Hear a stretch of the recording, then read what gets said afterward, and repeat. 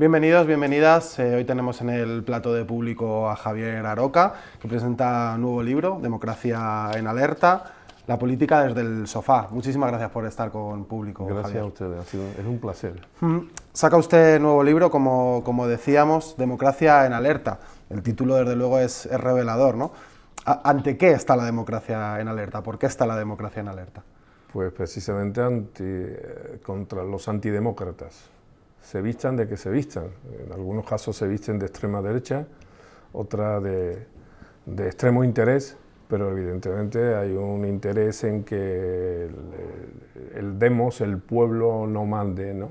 Y cuando hay interés en que el pueblo no mande, lo que está en peligro es la democracia. Creo, como digo en el libro, que estamos navegando, aunque no nos demos cuenta, en una auténtica revolución de las derechas. Unas derechas sin sigla, no le pongo necesariamente sigla, simplemente una revolución de la derecha que no acepta las reglas de la democracia y que la combate en algunos casos con fórmulas híbridas, ¿no? Evidentemente hoy parece que los golpes de Estado militares ya no están de moda, pero hay un golpismo constante contra la democracia en casi todos los espacios en donde se considera que la democracia es vulnerable y que molesta. Me da la impresión, el ejemplo más palmario que uno puede encontrar en estos tiempos actuales es como Donald Trump, sobrevuela la democracia, sobrevuela las urnas. Se ha servido de la democracia, pero ahora la democracia le molesta. Y eso es lo que quiero denunciar y proponer en el libro, un debate entre los demócratas para que nos defendamos de los antidemócratas. Ahora iremos entrando en temas concretos, que se tratan muchísimos temas concretos en el libro. Quería citar una de las cosas que guarda relación con esto que ha dicho de la revolución de las derechas. Dice que en plena revolución de las derechas, de un cierto predominio del pensamiento conservador, se han ido desarrollando estrategias muy sofisticadas para la reducción o control de la democracia. ¿Cuáles son estas estrategias? ¿Qué detalles darías? Bueno, utilizo con frecuencia el verbo jibarizar, que como sabéis es una incorporación a la lengua española que significa reducir las cabezas, ¿no? La reducción es una de las estrategias. Se quiere reducir la democracia a su mínima expresión. El síntoma más preocupante es la abstención. O sea, se quiere aburrir a la gente, que la gente desconfíe de las instituciones, que desconfíe de los políticos, que desafíen de lo colectivo, y esa es una de las estrategias. La otra estrategia es reducir la cabeza de la gente.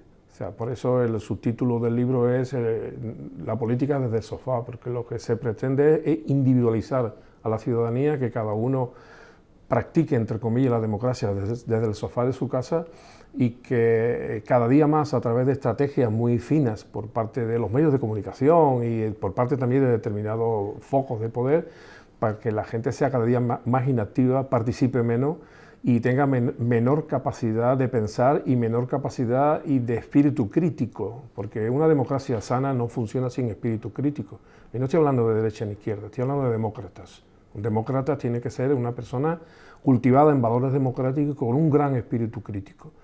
En este sentido debo de decir que esa revolución de las derechas está triunfando, porque está consiguiendo individualizarnos, está consiguiendo recluirnos en el sofá y está consiguiendo que se desconfíe de las instituciones democráticas y que no se participe, que esa es la gran fuerza que utilizan estos partidarios con la boca chica de la democracia, que la gente no participe. Y hoy día yo diría que los niveles de inhibición y los niveles de abstención en los sistemas democráticos es altamente preocupante.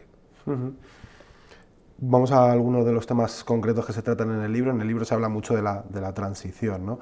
Hay una frase que es clara también, ¿no? Se dejaron muchos pelos democráticos por la gatera, dice en el libro, ¿no? ¿Qué opina del relato, ¿no? que se ha hecho de lo que significó la transición y que es un debate también recurrente en la izquierda? Como acabo de decir, es un relato que yo no comparto, sin quitarle ningún mérito a la transición, que la tuvo, porque además fue una transición amenazada constantemente. Yo incluso a veces he afirmado que la transición tiene vicios de consentimiento, porque se tomaron decisiones prácticamente pues, a la fuerza, pero yo ni siquiera me refiero al régimen del 78, siempre hablo del régimen del 77, sin que se trate de ninguna impugnación histórica, sino porque sostengo que la democracia española viene del pensamiento y de las reflexiones que se hicieron en el 77. Por eso prácticamente la monarquía en la Constitución del 78 ni se discutió. Ya venía dentro de la Ley de Reforma Política de 1977, que era una ley fundamental. Por tanto, la transición fue lo que se pudo hacer en aquel momento, pero lo peor no es eso, sino lo peor es que se hizo sin proyección de futuro. Aceptemos que la transición se hizo en condiciones muy difíciles, yo lo acepto. Aceptemos los méritos que tienen los que hicieron posible la transición, yo lo acepto. Lo que no acepto es que la transición, que lingüísticamente significa movimiento, sea una parte estática y pétrea de nuestra vida política, de tal manera que se puede decir que los transitorios o los transicionarios piensan que la democracia española está atada y bien atada, como decía Franco, con respecto al régimen anterior. Yo creo que la transición debería ser un concepto dinámico. Ya es hora que en España, en el Estado español, hayamos procedido a una segunda transición y seguramente también a una tercera. ¿Para qué? Pues para mejorar nuestra democracia, para desprendernos de todos los cordeles, de todos los nudos que traíamos del régimen anterior y afrontar la democracia de una manera más integral. Yo creo que ahora mismo hay reminiscencias del régimen anterior que tienen acogotada a esta democracia, ¿no? Hablaba de la monarquía y la mencionaba, y es otro de los temas también que se abordan en el libro, como no puede ser de otra manera. La pregunta que quería hacerle en concreto, más allá de otras consideraciones sobre el sistema monárquico, es que si cree que veremos algún día un sistema republicano o un sistema diferente al que tenemos hoy en día, no sé si encajaría en esa segunda transición o tercera. Sí, por lo menos planteárnoslo, ¿no? Yo no presumo nada, yo soy fundamentalmente demócrata, y si la gente mayoritariamente consultada opta por un sistema monárquico, como ha pasado en otros lugares, por ejemplo en Italia hubo un referéndum, no pasó nada, triunfó la República y otra cosa, ¿no? No, yo creo que el problema es que la monarquía nos viene impuesta y en la medida de que no tiene legitimidad de origen, aunque algunos la sitúen en la Constitución, yo lo niego, tampoco está teniendo legitimidad de ejercicio, porque precisamente el ejemplo que estamos conociendo cada día más del anterior rey llamado emérito, pero que de emérito no tiene nada, en todo caso, como dice la ley, es honorífico, yo creo que impugna un poco la propia ejemplaridad que justifica la presencia de un sistema monárquico. ¿Por qué no cae ya la monarquía? Porque está sostenida por los mismos que sostienen el actual régimen, es decir, con lo que está pasando, incluida la parte más escatológica de la monarquía, como por ejemplo las denuncias que está poniendo actualmente el rey, que por cierto, ahora que hoy que está en el candelero, si nos debemos de relacionar con regímenes totalitarios o no, el rey reside en Emiratos, en donde precisamente es un régimen totalitario, ¿no? Bueno, todo eso nos lo tenemos que plantear. Si la monarquía no tuviera los soportes de la transición y de la pretransición, es decir, del régimen de 1977, la monarquía habría caído por causas naturales, porque es insostenible, no solamente por anacrónica, sino porque no sirve para nada. Pero, bueno, forma parte de... Algún autor definió la situación española como una poliarquía, en donde la cúspide es la monarquía, pero es un punto simbólico que aglutina todos los elementos que construyeron el actual sistema y por tanto es muy difícil que caiga sin una, digamos, revolución de ideas. No estoy hablando de otro tipo de revoluciones, sino una revolución de ideas, de madurez política, de consenso, y en donde los republicanos convenzamos también a los que no lo son de que el mejor sistema para una democracia es una república. Menciona en el libro también, cambiando un poquito de tema, a Felipe González y a José María Aznar, y dice una cosa también bastante significativa, ¿no? que se relaciona con el bipartidismo que ha tenido España pues hasta hace poco, ¿no? Por lo menos a nivel parlamentario, ¿no? Se está demostrando la inspiración común entre ambos, entre Felipe González y José María Aznar, y el parentesco moral, ¿no? Y su estirpe transicional, ¿no? Es decir, al final siempre desde la izquierda se ha hecho una crítica recurrente a que el Partido Popular y el Partido Socialista son iguales, vino el 15M, ¿no? También mucha izquierda actual lo piensa. ¿Es así? Es decir, ¿o es solo Felipe González y José María Aznar como símbolo de este bipartidismo? No, tan hombre, yo niego que el PP y el PSOE sean lo mismo, no son lo mismo obviamente, representan intereses distintos y a lo largo de la trayectoria política, incluida la transicional, han hecho cosas distintas naturalmente el PSOE ha hecho más por la democracia que el Partido Popular, que no va a ser un invento nostálgico del franquismo, ¿no? Como la propia historia demuestra, no es una afirmación mía. Ahora sí es verdad que los dos son las dos patas de la estabilidad del régimen del 77, es decir, nada se puede hacer sin que los dos lo hayan consensuado, incluso en los momentos más trágicos, por ejemplo, el acuerdo sobre la reforma de la Constitución con del artículo 135, a pesar de las diferencias se pusieron de acuerdo, ¿no? Es decir, y se van a seguir poniendo de acuerdo en muchas cosas, porque forman parte de ese pacto bipartito de la transición. Ha habido incursiones, sobre todo con el nacimiento de nuevos partidos, la constante influencia de los partidos nacionalistas del País Vasco y de Cataluña, pero eso no niega ni impugna el bipartito. Eso lo único que dice que el bipartito, que algunos lo dicen como bipartito imperfecto, yo digo bipartito ortopédico. Ortopédico significa que a veces uno necesita una prótesis, ¿no? Una muleta, una protección para la rodilla, un collarín para el cuello, algo. Entonces, tanto PP como el PSOE a veces han gozado de mayorías ortopédicas, pero eso no anula ni impugna la visión de que el sistema español está basado en un bipartito y además de nativitate. O sea, de que nació, todo ha conspirado, incluido la ley electoral y otras leyes que desarrollaron la transición, todo ha conspirado a favor del bipartidismo. Cambiamos de tema, nos vamos a Estados Unidos. En el libro hay una parte además que habla de una experiencia personal que tuvo allí en los años 70. Es inevitable preguntarle por Donald Trump, ¿no? Por el papel que está teniendo estos últimos meses desde que fue elegido, guerra comercial, renuncia al multilateralismo. ¿Cómo lo ve? ¿Cómo ve el futuro y la situación de Estados Unidos actual y sobre todo en lo que nos puede afectar a yo creo que Estados Unidos es una gran democracia interna, con las contradicciones que tiene de nacimiento, ¿no? La esclavitud, el práctico exterminio de las poblaciones originales, pero es una gran democracia en su funcionamiento interno. Pero luego, con respecto al exterior, es un régimen absolutamente imperialista, ¿no? Y como se está viendo hoy día, a través de herramientas precisamente del Estado. Porque el arancel no deja de ser una herramienta poderosa del Estado. Es una paradoja que alguien que ha llegado al poder negando al Estado, ahora fomente dos poderes que son genuinamente del Estado, los aranceles y el ejército. Los dos, por cierto, que se financian con fondos públicos. No, entra dentro de lo público. Estados Unidos es una plutocracia. O sea, allí gobiernan los ricos, siempre. Los ricos del Partido Republicano y los ricos del Partido Demócrata.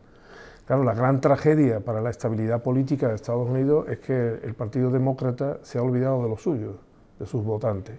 Entonces ahí se ha producido una disfunción que ha utilizado esta versión extrema del Partido Republicano, que es una versión que algunos califican de extrema derecha. Yo no tengo ningún problema en calificarlo igual, pero lo que más me preocupa de Donald Trump no es que sea de extrema derecha, no, es que es antidemócrata.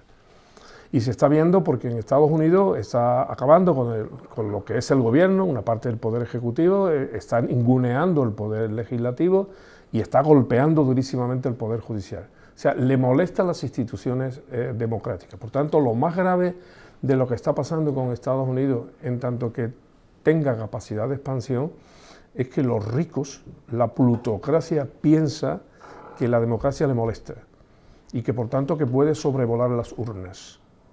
¿Y qué es lo que está ocurriendo? O sea, tanto Trump como la gente que lo apoya, pongamos el caso de Elon Musk, aunque ahora parece que están en discordia, le sobran las urnas. Entonces, claro, ante esa expansión de la antidemocracia es de lo que tenemos que defendernos fundamentalmente, aparte de los aranceles, aparte de la visión que tengamos dispar sobre la defensa y la seguridad, tenemos que defendernos ante la contaminación norteamericana de la antidemocracia. Yo, de todas formas, como he dicho antes, pienso que el sistema norteamericano en su aspecto interno es bastante demócrata. Se ha demostrado recientemente por la elección de una juez en el estado de Wisconsin para la Corte Suprema, que por cierto aprovecho para decir, para que alguno lo sepa, que a los jueces estatales en Estados Unidos los elige el pueblo, no llegan por oposiciones.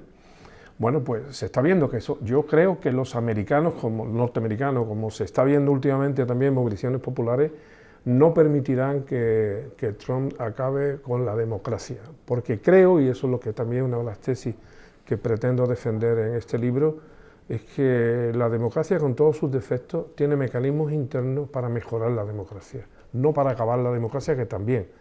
Pero si los demócratas queremos, tiene que ser los de izquierda, pero también los de derecha. Si los demócratas queremos, la democracia es imbatible, porque la libertad es una condición de la persona humana.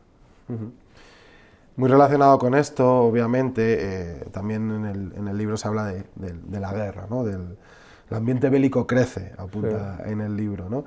Y habla también de ese eufemismo llamado cultura de defensa, que lo estamos viendo también durante estos días en declaraciones del presidente del gobierno, Pedro Sánchez, y demás, ¿no?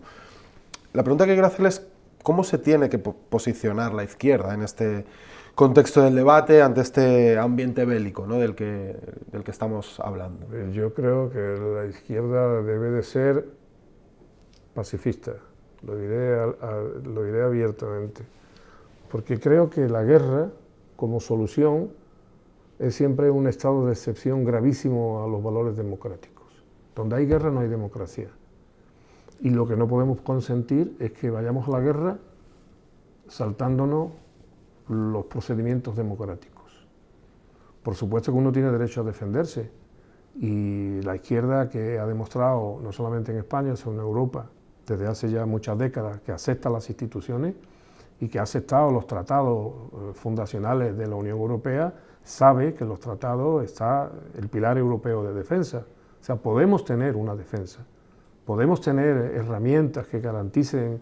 Hombre, a mí me gustaría que toda Europa fuera Costa Rica, donde no hay ejército, pero eso no es posible, no es realista. Por tanto, seamos realistas.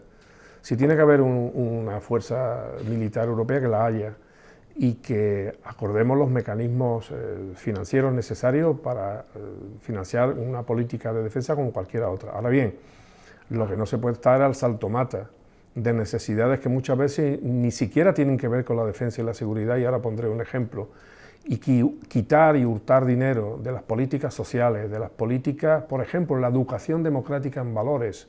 Se ha invertido más desde la transición española y desde el final de la Guerra Mundial, se ha invertido más en prepararnos para la guerra que en prepararnos para la paz.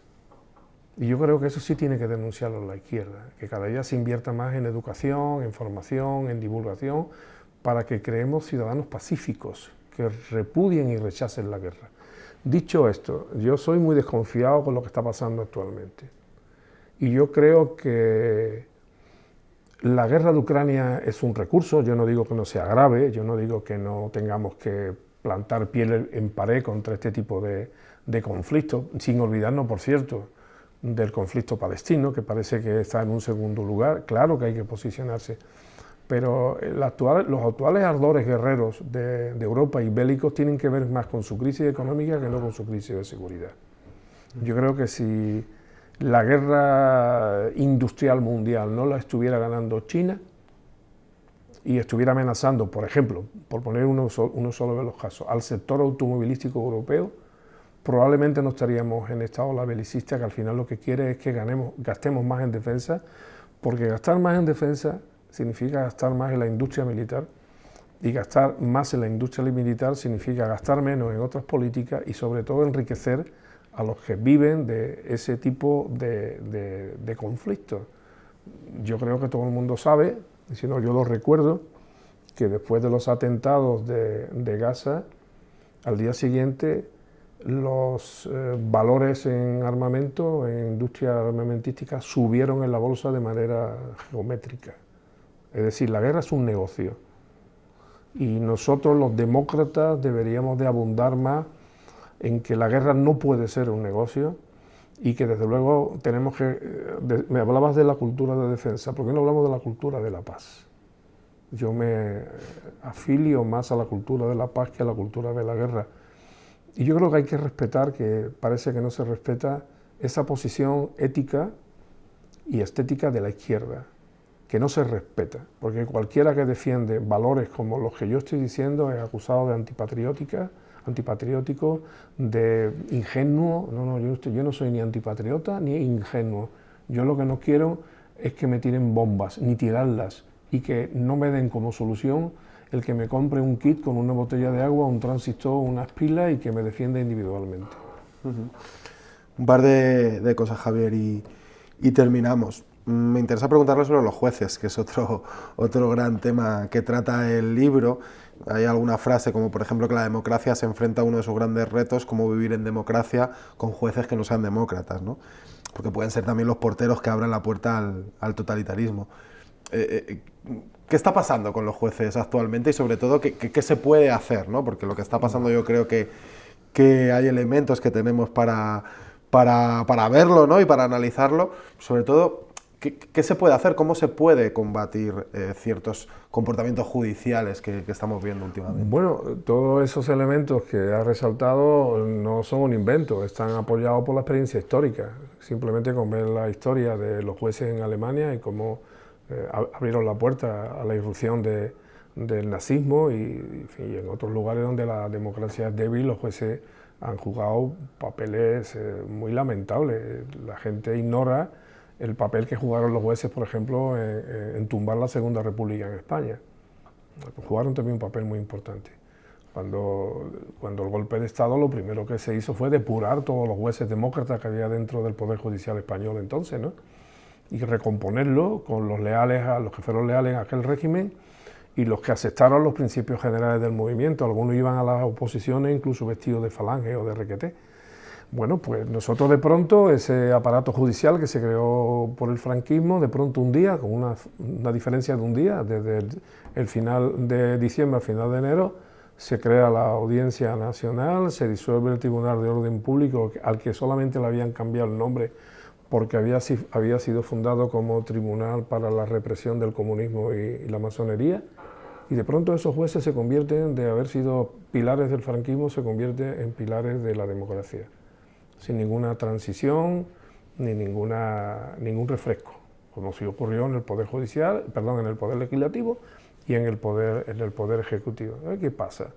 Pues que hay un pozo, hay un trasunto no democrático dentro de la judicatura. Yo a veces que tengo todavía jueces amigos porque son más jóvenes que yo y están en ejercicio, con los que hice la carrera juntos, algunos de ellos, todos me lo dicen, ¿no? Dicen, bueno, aquí el problema es que hay un pozo con actitudes no democráticas, que no respetan la separación de poderes, que le molesta al Poder Legislativo, que le molesta al Poder Ejecutivo, y practican en el fondo la palabra mayor es juristocracia. O sea, que pretenden que la democracia o el sistema político se gobierne desde los jueces. Y eso es una negación de la democracia también y de la separación de poderes. A eso hay que unir otros que por filiación se sitúan abiertamente en una determinada posición ideológica, bien sea la de un partido político o bien sea de una determinada ideología, por ejemplo una ideología cristera. Lo digo porque hay un amplio contingente de jueces que pertenecen a organizaciones cristianas muy extremistas y que eso lo practican. Yo no estoy en contra de que haya jueces de derecha o jueces de izquierda, los jueces pueden ser lo que quieran. Lo que creo que tienen que aplicar la ley. Y a veces cuando, por ejemplo, en asuntos que tienen que ver con la violencia de género y esto, se dice, no, es que los jueces no tienen educación en género. Digo, no, el problema no es que no tengan educación en violencia de género, que también, el problema es que no tienen educación democrática, o sea, que no aceptan la democracia. Y son capaces de querer tumbar leyes, capaces de tumbar gobiernos.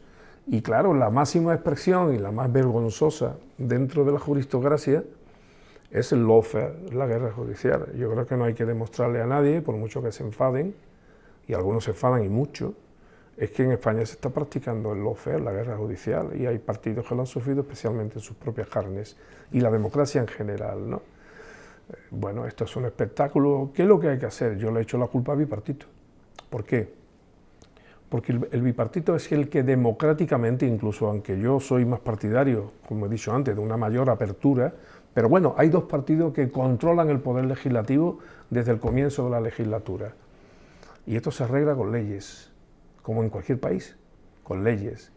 Si esto no ha mejorado, por ejemplo, el Consejo General del Poder Judicial, si no ha mejorado es porque ni PP ni PSOE se han puesto de acuerdo para legislar, por ejemplo, para que no se pueda bloquear más el Consejo General del Poder Judicial, porque ¿quién nos garantiza que no se puede bloquear otra vez?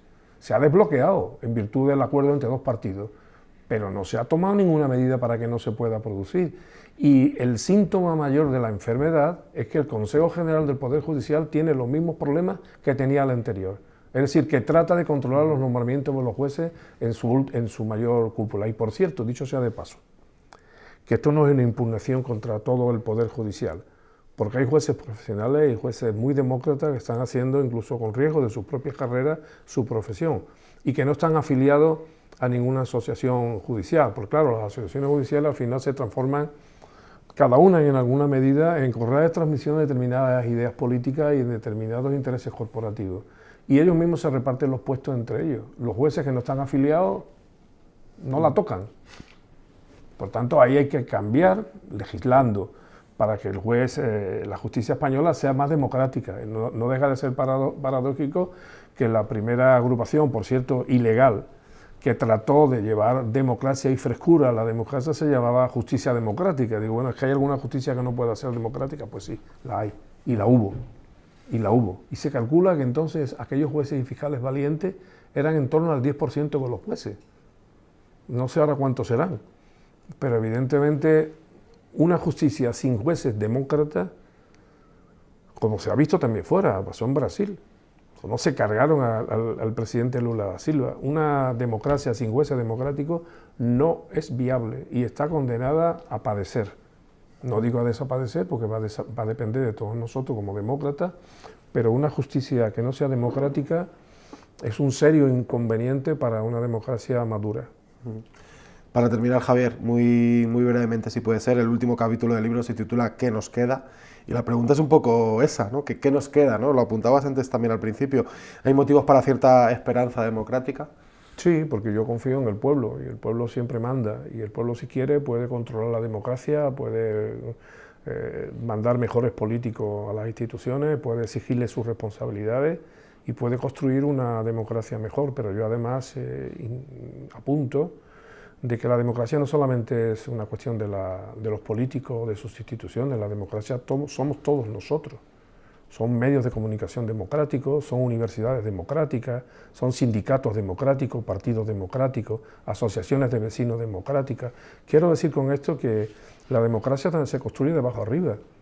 O sea, si una democracia tiene una fuerte y sólida base democrática conformada por sus ciudadanos, unos ciudadanos formados, unos ciudadanos rebeldes, unos ciudadanos interesados en que no les engañen, unos ciudadanos críticos, aquí hay democracia para rato y democracia fuerte. Pero en la medida en que los ciudadanos se replieguen y se sienten en el sofá y estén dispuestos a que se les inyecte diariamente basura desde determinados medios de comunicación, pues tendremos una democracia con pocos demócratas y por tanto dominada por los antidemócratas. Con esos mensajes nos quedamos. Muchísimas gracias, Javier Aroca, por estar en el plato. Gracias a ustedes, en el un plato placer del estar aquí.